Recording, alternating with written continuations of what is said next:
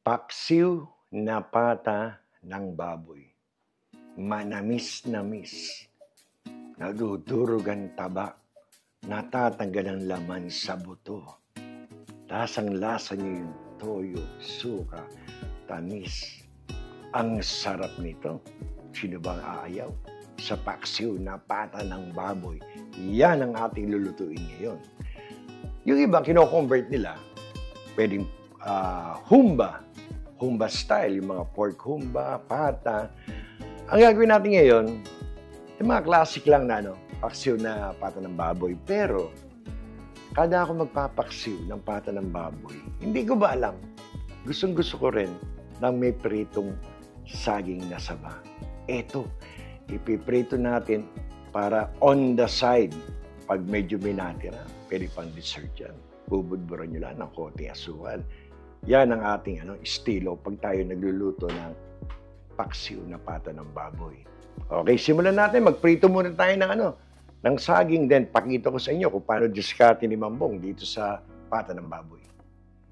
Alam niyo, nagpainit na ako ng mantika. Siguro ito mga 4 tablespoon. Pwede natin bawasan mamaya. Pero ngayon, kaya medyo madami, piprito ko itong aking saba. Itong aking saba, mga maliit lang saba eh. Depende sa dumarating sa Oriental market namin. Pero itong saba na to, galing Pilipinas, frozen. Marami dito mga fresh na saba from different places. Pero iba pa rin ang saba ng Pilipinas. Matamis talaga. Kaya ito, frozen saba from Philippines, 8 piraso. Hinati ko lang sa gitna. Tapos piprito natin. Yan. Prito lang natin. Alam niyo, sarap kasi na may may on the side na pritong saba pag yung kumakain ka ng paksiw na pata ng baboy. Pag hindi naubos, meron ka pang dessert. Ito, walang kahit anong timpla to, ha? Wala itong asukal. Kaya pwedeng dessert mamaya, kung gusto niyo, bubudburan nyo lang ng konting asukal. Ako, sarap. Lalo pag medyo napatustado yung ating pagkakaprito, panalo. So, lagay nyo lang lahat. Pakita ko sa inyo pag ito, naprito na. Nabiling ko na yan, ha? Ang ganda naman, Alam niyo, ito lang, parang gusto ko nang kainin ito, eh. Tamang healthy. Pag ito lang, budburan nyo ng konting asukal. Ito, done na to, ha? Ganda na ng pagkakaprito niya, Ayan, Tostado yung gilid, papatayin ko muna. Ito, pwede nang hanguin. Pag ito, nahangu ko na, magpiprito na tayo. O paano, hanguin ko muna, then, sisimulan na natin ang ating paksiw na pata ng baboy. Ito na, yung saging. Nahangu ko na, waiting lang siya dyan. Ito ngayon, isang ulo ng bawang. Alam niyo, mabilis lang ito eh. Simple lang ang ating paksiw na pata ng baboy. Ito, lagyan na natin itong isang ulo ng bawang. Mientras maraming bawang, masarap. Kayo, kalkulahin nyo. Ito, ganito karami aking bawang. Ibabrown natin. Mabilis lang ito.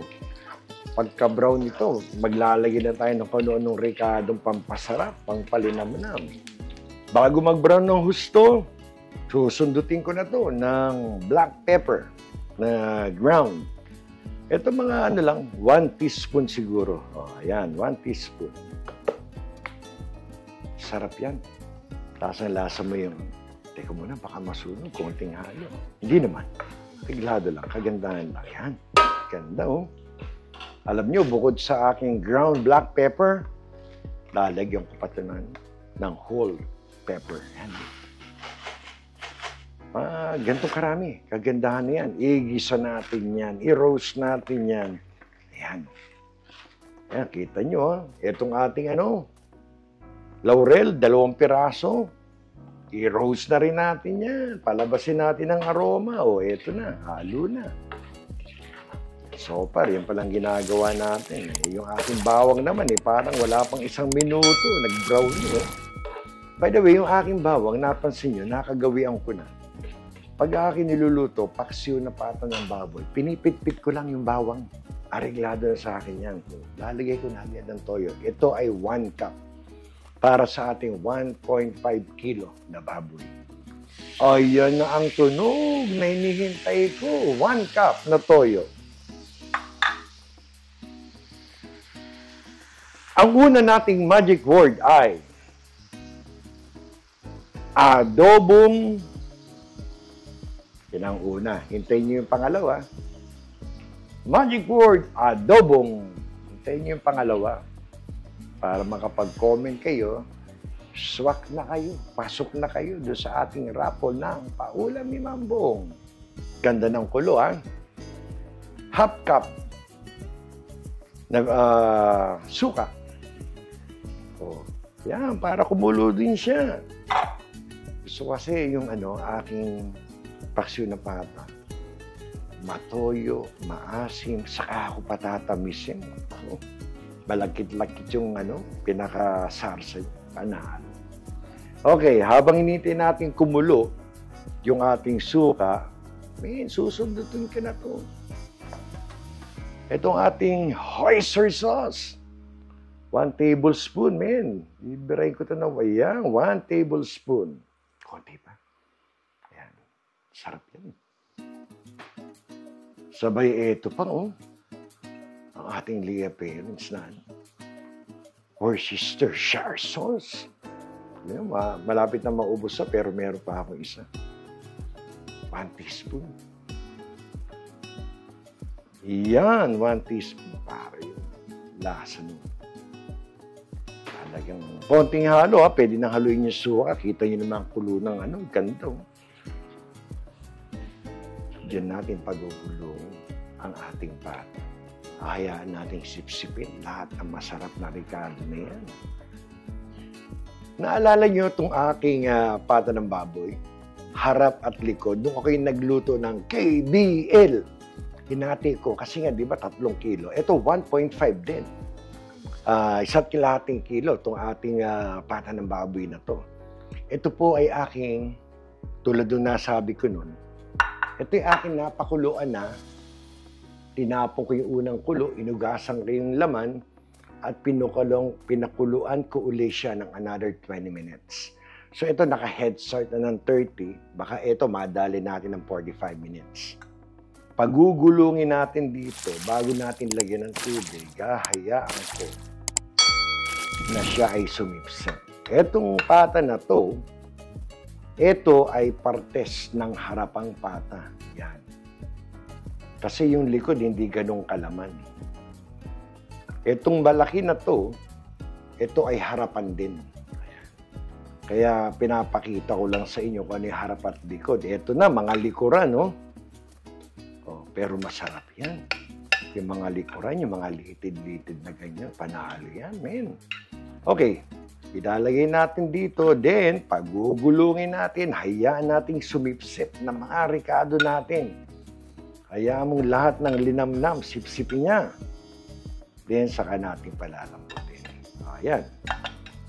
Lahat na nilagay ko, wala na akong tinira. Pati pato at panabla, nandiyan na siya.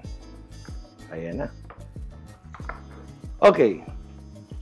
Ganun lang, medyo pagugulungin nyo lang, medyo marireduce pa yan. Talong pumupuro yung ating mga ricado. Sarap niyan. Medyo nasusunog, sinisip-sip ng ating pata, saka lalagyan natin ng tubig palalambutin. Okay. 5 minutes. Pinagulong-gulong ko, ilang bilingan, ayan na. Naku, na-reduce na ng gusto. Ayan, oh. Uy, yung gitna, oh. Alam nyo, habang binibiling, ganda, oh. Habang binibiling-biling ko ito kanina, sama ng tingin ko doon sa pritong saging. Para tinatawag ako, parang sarap.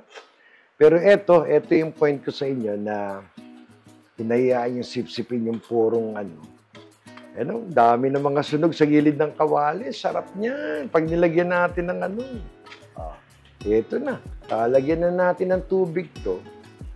Siguro to, kung mga 3 cups muna. Ito, hanggang sa, kung paano lumubog. Ayan na, Ang ganda, oh. Bango. Bango ng mga sunog. 3 cups. 3 cups muna natin. Alam niyo, feeling ko maladali ito ng ng mga 45 minutes. Diba, naka-head start na ito ng 30 minutes. Para mas masarap, lagyan pa natin ng dinurog na baboy. 1 teaspoon lang naman. Wala namang masama. 1 teaspoon. Para lalong mapuruhan natin yung lasa. Talaga namang, Diyos ko po, lasang-lasa yung ating paksiw na pata. O medyo, haluin nyo lang ng konti. Tatakpan natin. Kailangan ng pata ninyo, talagang umiiwala yung laman sa buto.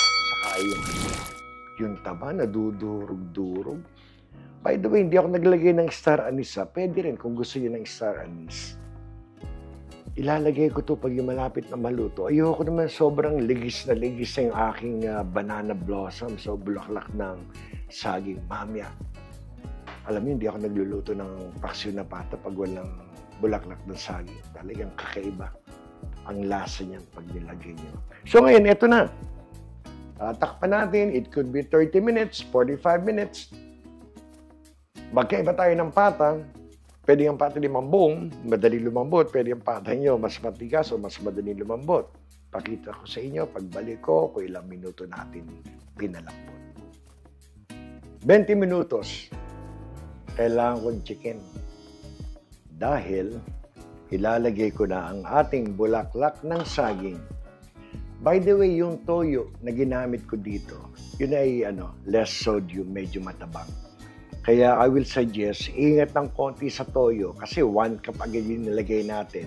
Pwedeng half muna ang ilagay ninyo, baka maalata naman kayo. Kasi matabang tong toyo yung nilagay ko natin. Kaya ingat lang.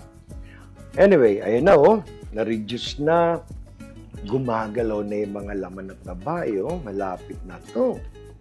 Kaya ito, timing ang ating banana blossoms. Lagay natin lang dito. Alam nyo, magkakaroon ng kakaibang lasa to. Iba yan yung bulaklak ng saging. Wala tayong asukal pang nilalagay dito, pero ang asukal na to, nag-ready ako ng half cup. Pwedeng magamit natin lahat to, depende sa inyo yan. Ako gusto ko matamis ang aking paksiw na pata. Kalahati mo na ilalagay ko, saka ko titikman. So, kasi yung bulaklak ng saging, yan ay may tamis din. So, itong half cup, ito kalahati, nilagay ko muna. Depende yan, titikman ko mamaya. Again, depende sa inyo yan, So, medyo banlawan nyo lang ng ganyan para medyo humalo. Para kung may head start na yung tamis sa ating pata, ayan na ang ating bulaklak ng saging. Sarap ng lasa niyan. Ayoko lang ilalagay ng habang pinapalambot yung pata. Talaga namang nagdudurog-durog na yung bulaklak. O yan, takpan lang ulit. Eto, mahina na dito ang another 15 minutes. By the way, ang pangalawang magic word natin ay kangkong. So, yung first magic word sa itong second na kangkong, pagdugtungin nyo lang, i-comment nyo lang sa ating channel, pasok na kayo sa raffle. Paglabas ng video na to, in 24 hours, malalaman nyo na kung sino yung 5 panalo ng 300 pesos. Good luck sa inyo lahat. Takpan natin. 10 minutes. So, naka 30 minutos tayo, Curious ako baka Naku, gumagalaw. Nakikita ko Gumagalaw yung laman sa kulo. Ayan Titikman ko lang yung tamis. Alam ko, medyo bitin sa tamis to Ayan So yun. Tikman muna natin. Okay lang yan. Eto na. Ako, feeling ko talaga kulang sa asukal Depende sa inyo yan,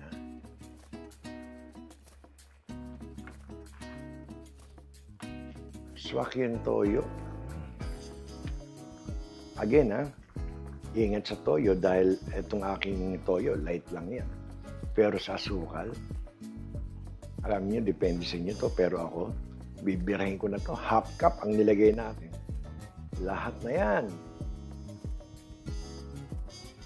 Pag nasabi niyong, nako, mambong, ang aking sugar tataas, bawasan niyo po. Alam niyo naman si Mambong, konting sarsa lang dito, konting laman, okay na. Pero po sa ating mga bata pa, medyo ingat ng konti sa asukal. Ayan. Ito, titignan ko, gagamitin ko ang plastic nating kutsara. Ito, kung ito ay malambot na. Tulad nito. Ayan, oh. Naku! Kinukuha ko pa lang. Ayan na, oh. Ito yung taba niya, oh. Oh. Wala na, nalasog na agad, oh. Ganda, oh. Ayan, oh. Plastic na kutsara. This is done. Done deal. Balik natin to, lambot na. So, paano? Pagbalik ko, plating na tayo. Pakita ko sa inyo. Luto na po ang ating paksiw na pata ng baboy na may piritong saba na saging. Pero bago po ang lahat, hatid po namin ang panalangin para sa mga kababayan natin sa Mindanao at Kabisayan. Alam naman po natin na mahuling araw, walang tigil ang ulan. Naway ang awa at grasya ng Panginoon patuloy po sa kayo. Kayo po'y mag-iingat. Ito po ngayon tayo. Ang ating, paksiw na pata ng baboy. Nakita niyo ba yung ating pritong saging? Sarap. Ang lagkit ng sabaw. Sa tingin ko, yung labi ko, magdidikit pag kumain ako nito eh. Kumakalas yung laman sa buto. Ayan po. Ang paksiw na pata ng baboy ni Mang Bong. Kasarap. Yung pong ating asukal na nilagay, bali half cup, swak na swak. Nasa inyo pa rin yan, pero alam nyo, ang sarap ng pagkakatamis, eksakto. Kaya muli, isa na namang mapagpalang araw para sa inyong lahat. Salamat sa Diyos. Tayo may masarap na ulam. Ang paksiw na pata ng baboy. Hanggang sa muli, kayo po'y kaiingat. Salamat po.